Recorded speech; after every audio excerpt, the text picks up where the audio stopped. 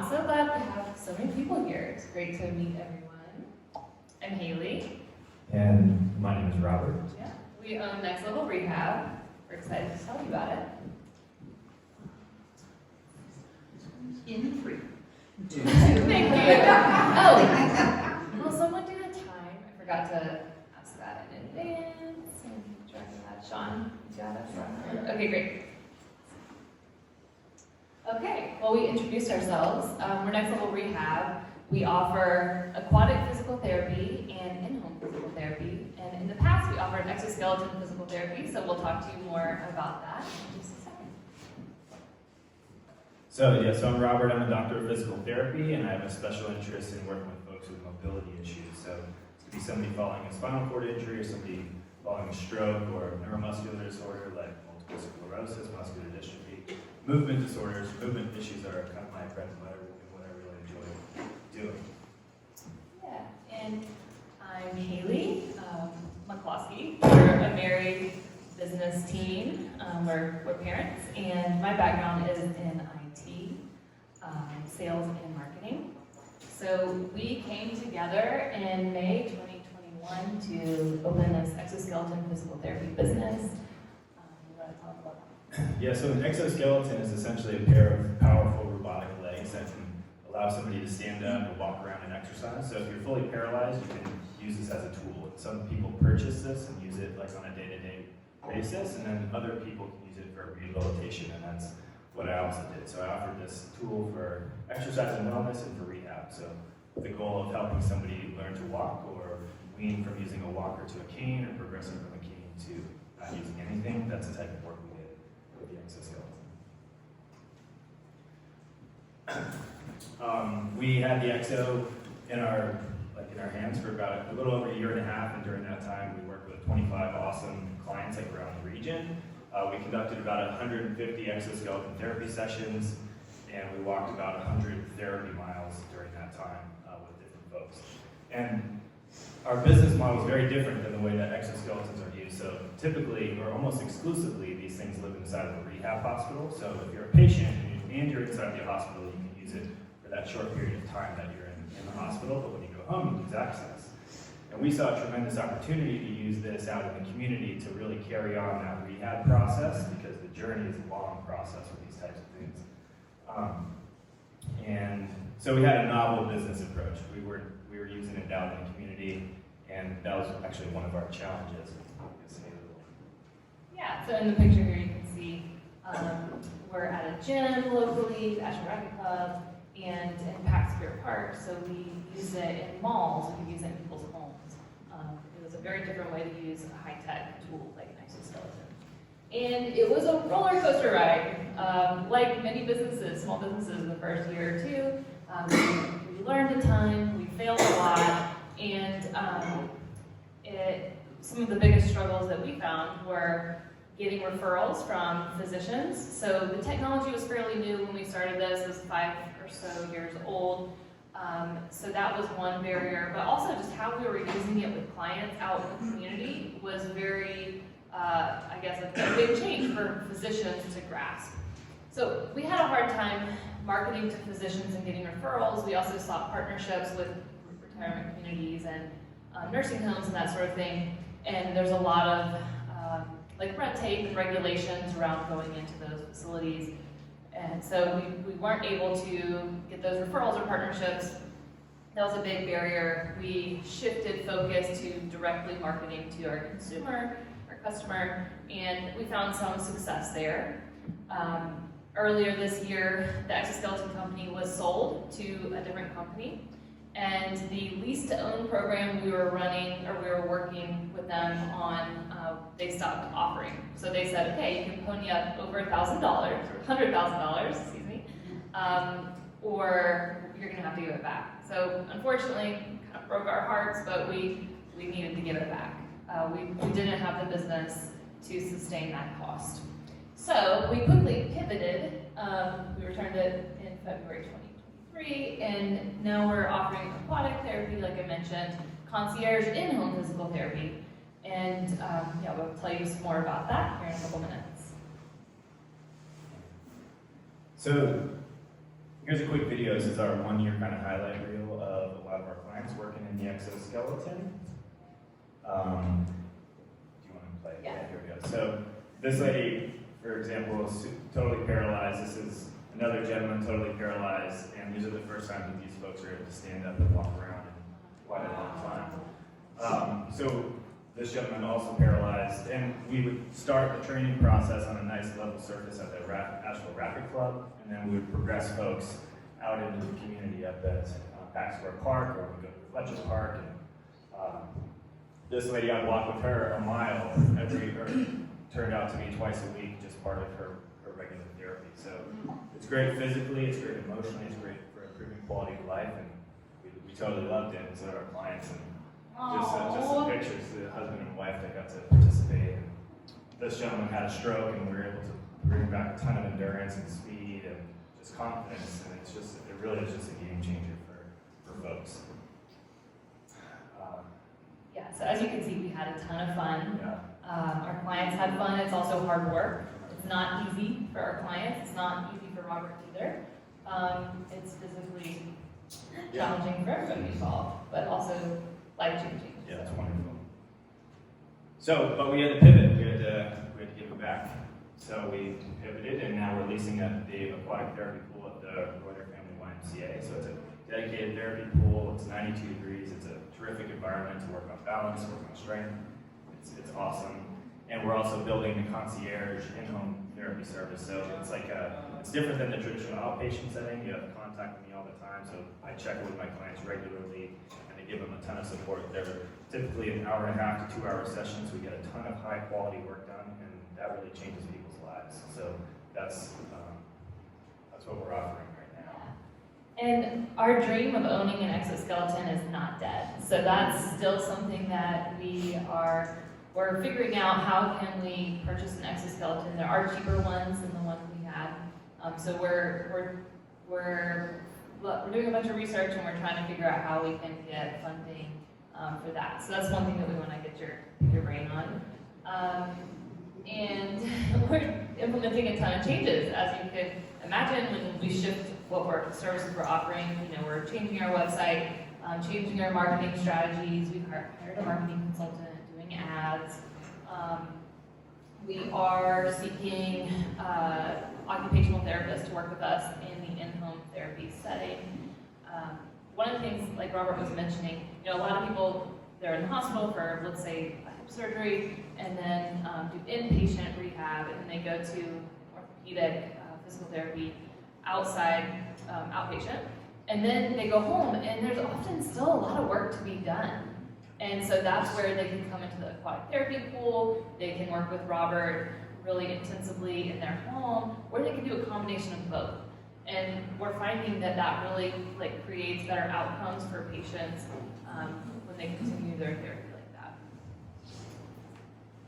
So our long-term vision in the next 5 years is to get an exoskeleton and really have this kind of non-traditional offering of exoskeleton, aquatic, and in-home physical therapy. 10 years plan. So our goal from the beginning has been to have exoskeleton physical therapy companies throughout, or next level rehabs throughout the country. Because like Robert mentioned, exoskeletons are really hard for people to access. You have to be in the hospital, or some cities have outpatient rehab centers that will allow you to access them, but we really want to increase the accessibility, and so that's our dream, is having multiple locations. And then that would also probably accompany that the aquatic and in-home therapy. They're great supplemental therapies to do together. And you want to talk about the center? Yeah, and we're also really interested in creating a specialized center that has a lot of adaptive equipment, so exoskeleton technology, specialized weight machines, exercise equipment for folks with these physical disabilities, because there's a ton of folks out there that have these challenges. And what I've seen as a therapist doing a lot of in-home stuff is a lot of these people don't come out into the community because it's difficult. It's just not really, some communities are just really tough to access. We want to build a center that has a space that offers these types of services to create community, to create a place that's empowering, to create healing. And so that's one thing we want to bring to Asheville as well. some things, as we're thinking about, what could we ask your guidance on? These are just a few things. Love to hear other ideas that you have. The referrals from doctors, what we tried, I mean, we definitely pounded the pavement with our flyer, business cards, a little like treat bag to all the doctors around. And that didn't really work with the exoskeleton. We're thinking aquatic physical therapy, we're gonna try that approach again. And aquatic physical therapy has a lot broader target audience, so a lot more people can benefit from that. Exoskeleton was very narrow, so that was another challenge that we had. So that's our plan there, but if anybody has experience with this sort of thing or ideas, we'd love to hear that. The other thing, Robert was talking about the specialized center here. There are companies in other cities that are nonprofits that are able to get a ton of funding to get these like high-tech like exoskeletons and other adaptive equipment as a nonprofit. So we have written a couple grants. We've tried to get a couple grants for our for-profit business, and that didn't work. So we're considering either converting our business to nonprofit or opening a nonprofit next Level Rehab. So any thoughts on that? And then, yeah, it's interesting, we've converted our website to being almost exclusively about aquatic and in-home physical therapy, but we still want people to know that we're exoskeleton experts and our dream is to have one. But in my mind, it's kind of just hard to figure out how to communicate about that on our website without confusing people about what our offerings are. So those are just a few things. Yeah. So thank you guys so much.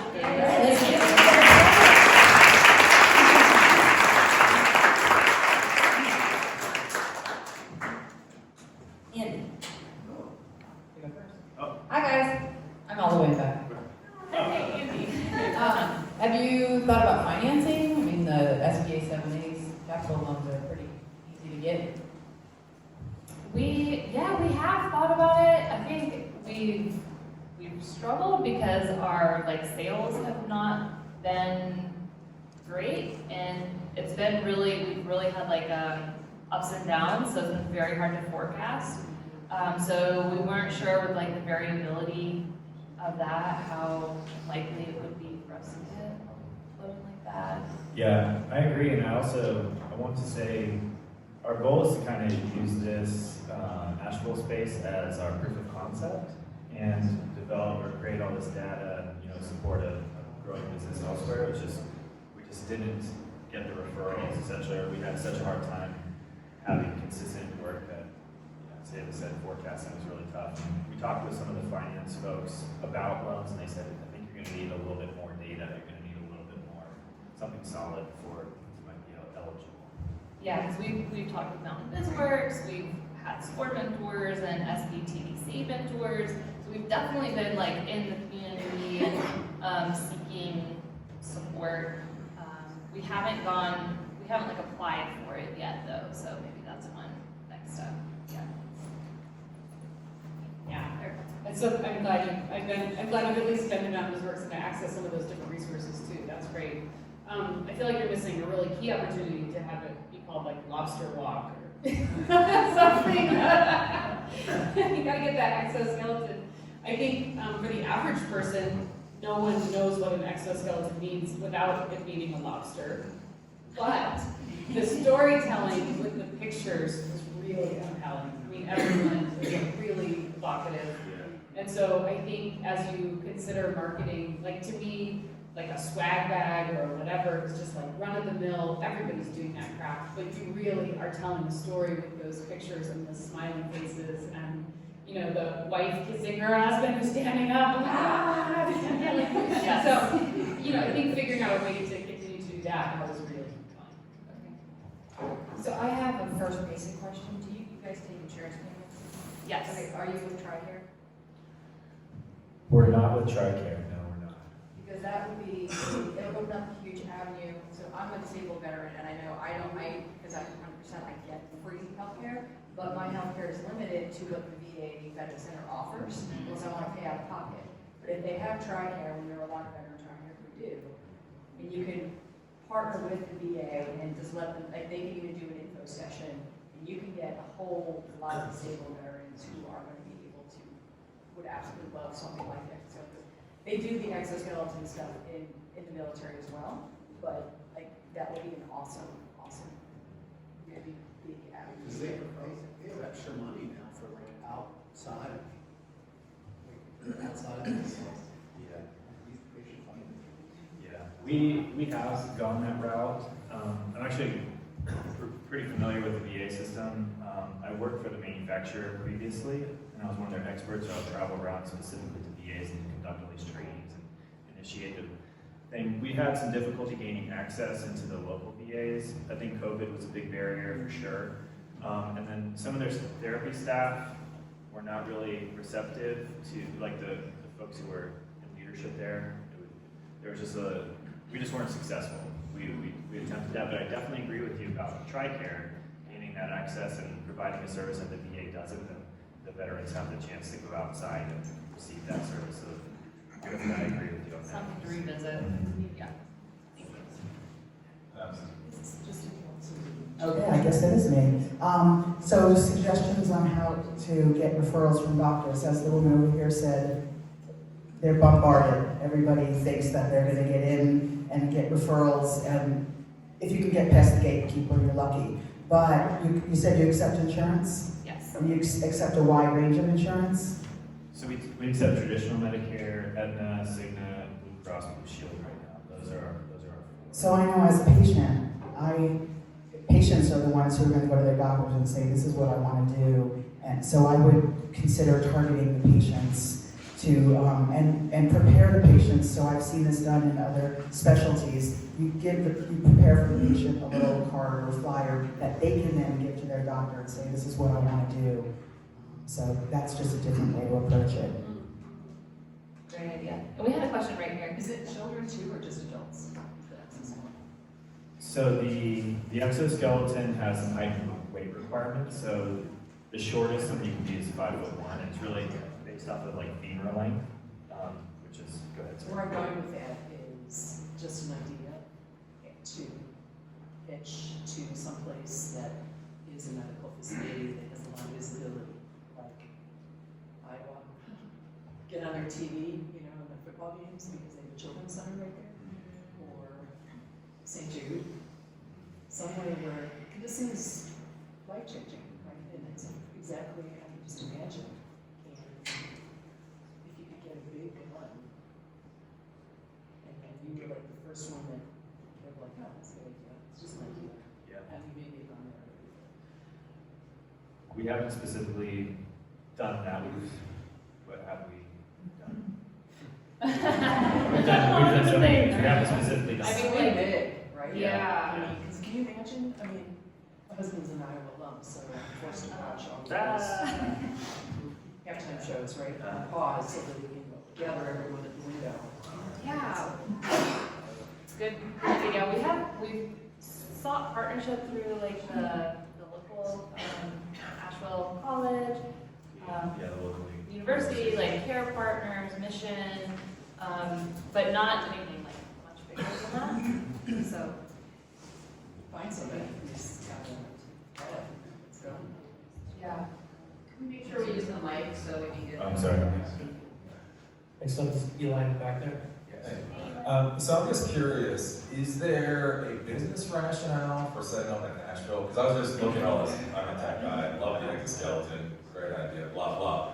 But I'm just thinking with my wife and I, we've already talked about when we get older, and as soon as we become your target demographic, we are moving. And so I was just kind of curious, like, it does seem like a weird place for that demographic. Is there a reason business-wise here, or do you just like it? So. No, I wish that there was. No, we actually feel like this is probably the wrong place to be doing it. Unfortunately, this is where we live, and we have 2 small children and family here. So we were like, let's just try to make it work here.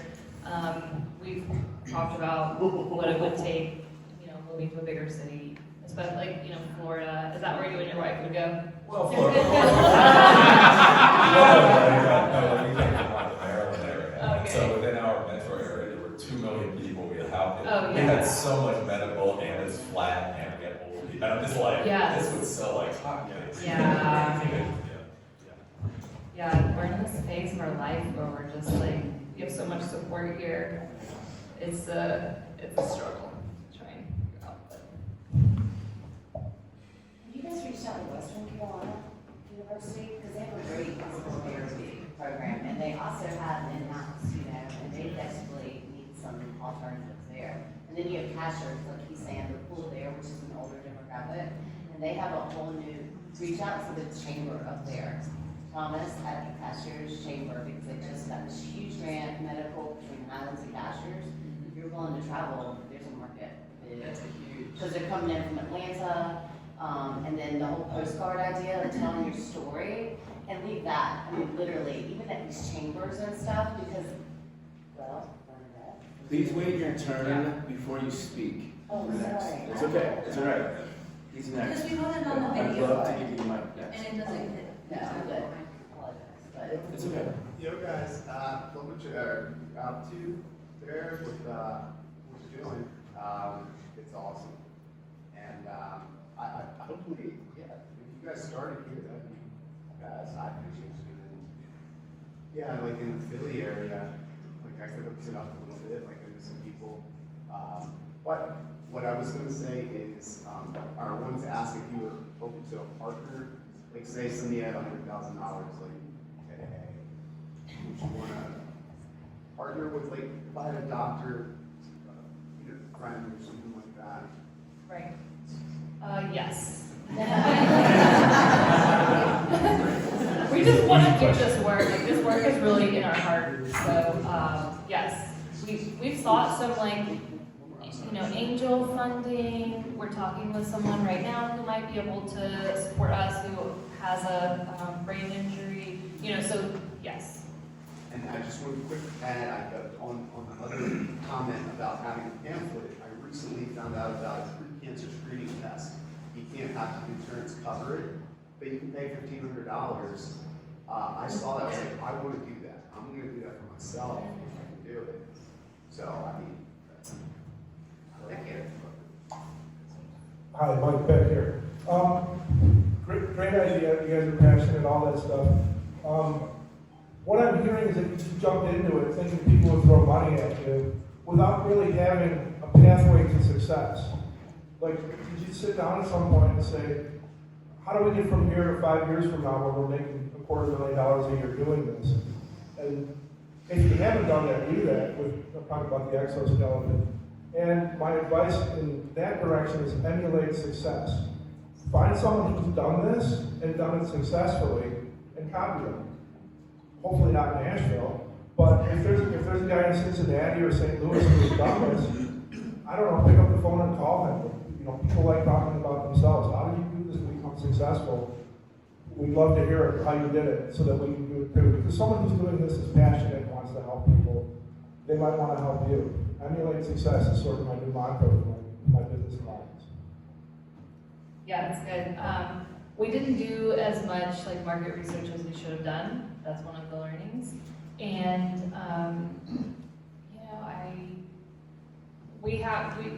our strategy right now is really build up our clientele and our network with the physicians locally to get referrals through aquatic therapy and in-home therapy,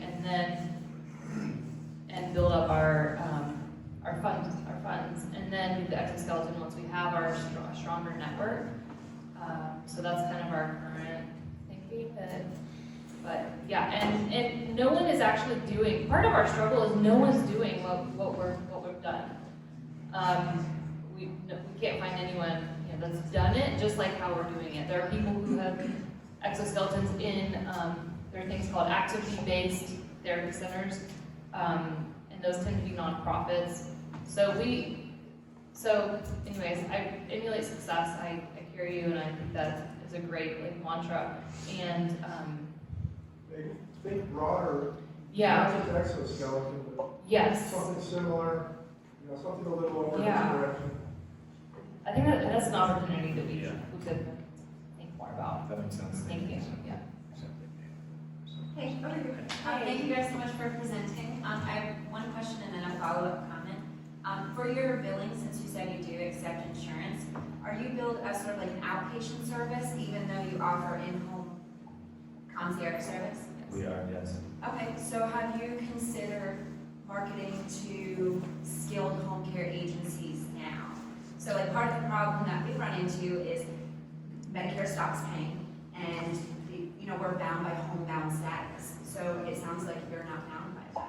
So if you can market to some of these home care agencies as they stand, then we can provide, so we can provide an option to these patients who, hey, I know that we're not able to come see you anymore, but here is kind of like a step down option that can help you get better to the next outpatient step or just back into. Yeah, I think that totally makes sense. I think there's a much larger opportunity doing like the concierge and the in-home services and the aquatic therapy for sure. So that's a big take home for us for sure. Yeah. So we will do that. Yeah. Yeah, thank you. Hey y'all. Hey! Good to see you again. Good to see you.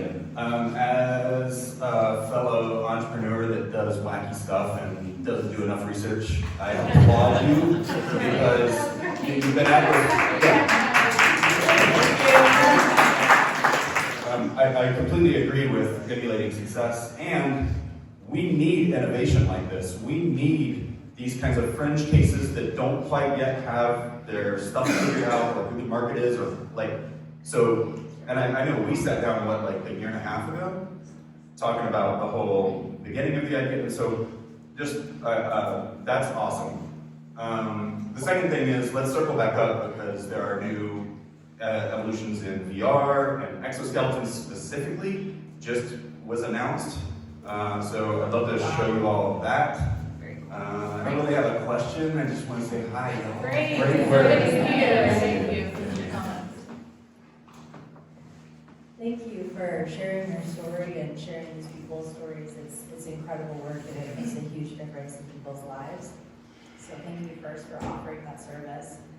I think the big component of your business and finding more people that can do this, because there's millions of people out there that need this, is marketing it. And I guess I wonder, do you guys have testimonials and videos? Being able to push that out as much as you can in the environment, I think is key, is the testimonials from everyone and the success stories. Yes, we definitely have some.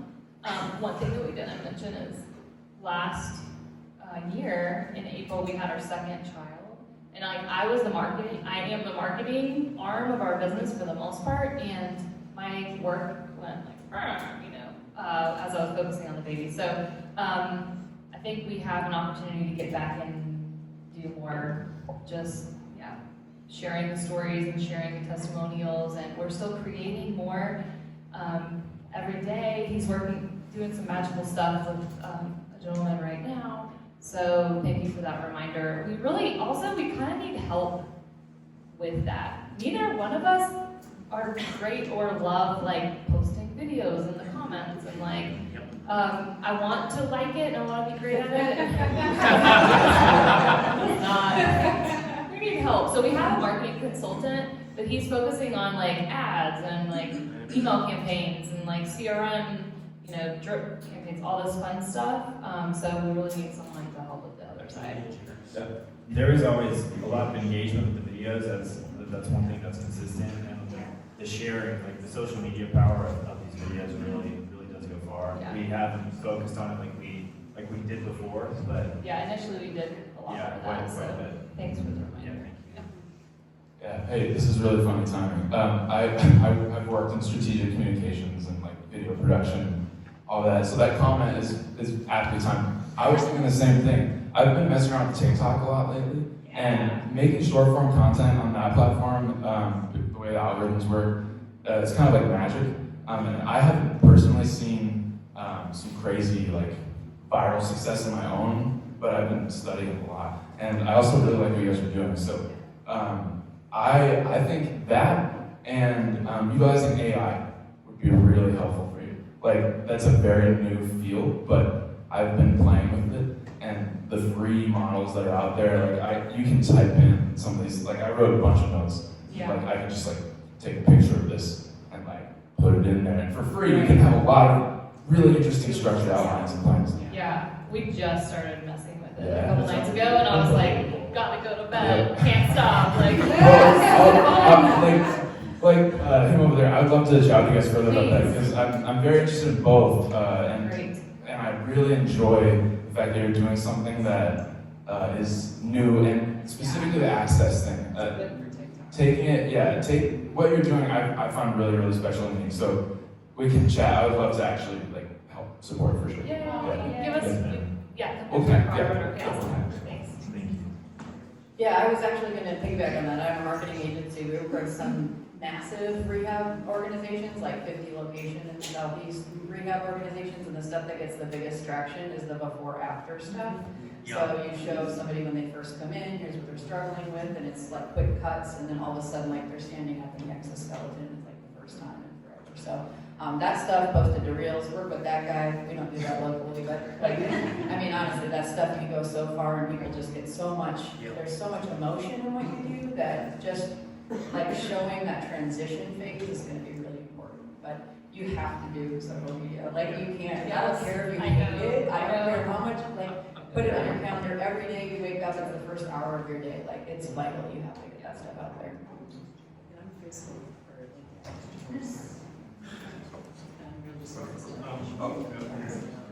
This relates to your question about nonprofit versus for-profit. A friend of mine has a specialty therapy practice, primarily works with traumatic brain injuries, where technology developed in Israel. She started a separate companion nonprofit so that foundations could provide grants. So I would suggest thinking of that as a possible route, not converting your for-profit, but having a separate companion. And the key is finding a grant writer that knows what they're doing in that space. Foundations are very picky where they put their money, and you need to find someone whose mission aligns with what you're trying to do. Great. I'm curious if your friend would be open to talking with us about their experience. That would be very helpful, because that's exactly what we've thought of doing. Hi. Hi. So, I guess we'll start with the exoskeleton part. Love it, amazing. It was scary, obviously, for a lot of people, so just a new concept. A lot of the education that you'll be doing in social and stuff like that, I'm excited to see if people adapt to that. Debbie Downer incoming. I love that we're talking about this, but I think this is the cart before the horse. You're talking right now about the aquatic and the in-home. You don't have the exoskeleton anymore. Right. All this promotional and these connections are coming before the actual product is back in their hands, which, again, sorry for the Debbie Downer. Switching the conversation to that, what are your plans for the aquatic and for the in-home to differentiate yourselves from people in Asheville, to just start getting, were you in that space before and now you're going back to that? Were you just exoskeleton and now you're just doing this? Like, how is that going to look for the next year? Thank you. Let me put my thoughts together.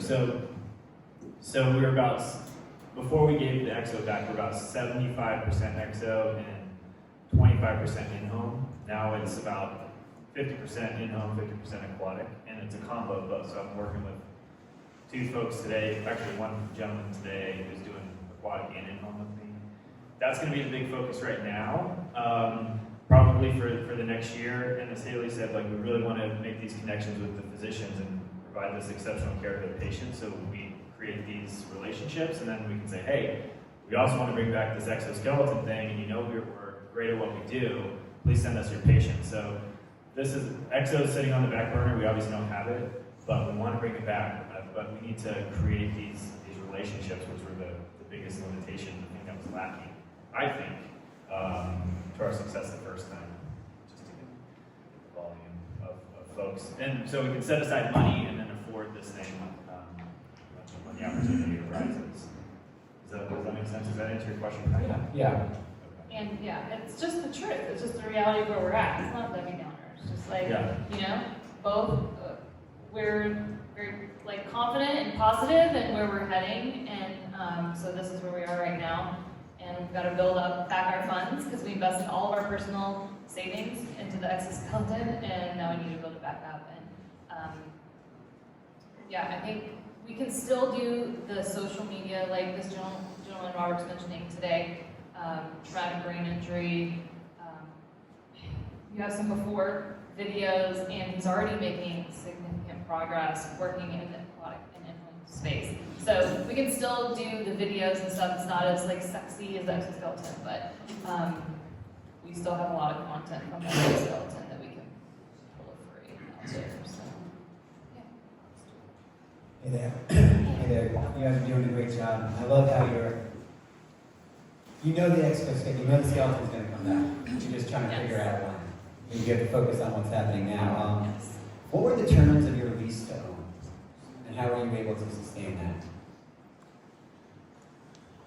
We had a really good deal because Robert used to work for the exoskeleton manufacturer, and they believed in what we're doing, and it's so unique that they wanted to see us succeed. So yeah, we just had like a 6-month prepayment expense, and What did it cost you monthly? That's something that we should share. I don't know. Roughly. Sure. So every 6 months it was about $10,000 was the payment. That was the half. So they gave us a discount 50% half off. on the, yeah. So typically it's $20,000. So $40,000 a year to rent it. For us it was $20,000 a year to rent it. To purchase is like $135,000. Right. Okay. Yeah. Okay, so you were able to sustain that payment without a problem. We were, and Robert mentioned 75% of our business was exoskeleton and 25 in-home, but the majority of, we made, I think, the most money with in-home physical therapy because we didn't have the expense associated with that. I mean, that is what like kept us afloat. To the nonprofit, have you looked into physical sponsorships? We have fiscal. Oh yeah, we actually have a fiscal sponsor, actually. Yeah, and we did start a fundraising campaign through them, and we've got a lot of hats on. It's hard for us we need to like pound the pavement a ton to get money through that campaign, so we didn't have success with that. And when you're thinking about your social media campaigns, the content doesn't all have to be yours. There's a lot of great content probably out of people changing their lives with that. You can mix that in with your own stuff. Yes. Set it so you can think about it every morning. An hour morning on social media, I want to kill myself, but you can set it up all the time. Right, yeah. And it can just be programmed to go out, so you can just do a little sprint once a month, and then hang out with your baby in the morning. Instead of TikTok. Thanks. All right, we have time for one more question. So, as someone who's coming out of just about 2 years of extremely limited mobility, I would have been thrilled to have seen before and after videos of Aquatic and other physical therapy recovery. So don't discount that everything has to be sexy and new tech to influence people. Yeah, thank you. That makes sense. Awesome. Let's put our hands together.